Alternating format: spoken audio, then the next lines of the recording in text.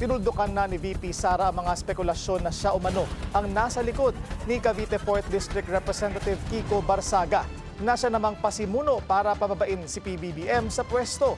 Pero aminado ang VP na kilala niya ang kongresista dahil parte raw ito ng Uniteam noong 2022. Narito ang agenda report ni RJ Rosalado. Hindi ko pakawala si Kiko Barsaga. Yan ang sagot ni VP Sara sa manghakahakang kinokontrol niya umano ang kongresista na nananawagan na mag-resign na si PBBM. He is his own person, he has his own principles, and he has his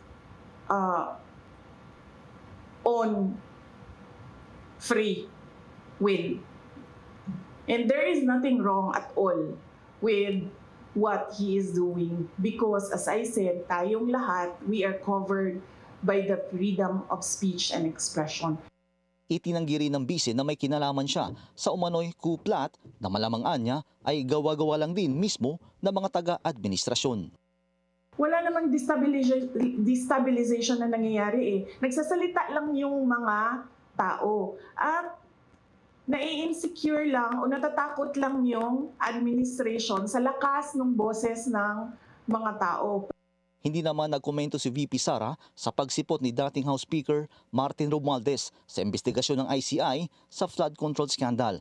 Pero wala raw siyang bilib sa investigasyon ng komisyon. Para bang ako dapat ang imbestigahan, ako din ang gumawa kung sino ang mag-iimbestiga sa akin.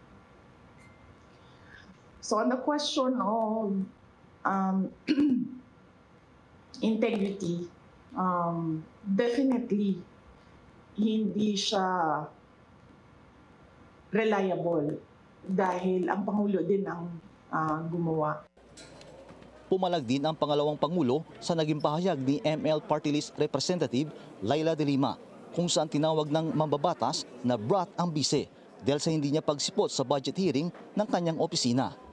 Giit ni VP Sara, walang moral ascendancy ang Kamara dahil sa issue ng maanumalyang flood control projects. Para sa agenda, RJ Rosalado, Billionaire News Channel, Zamboanga City.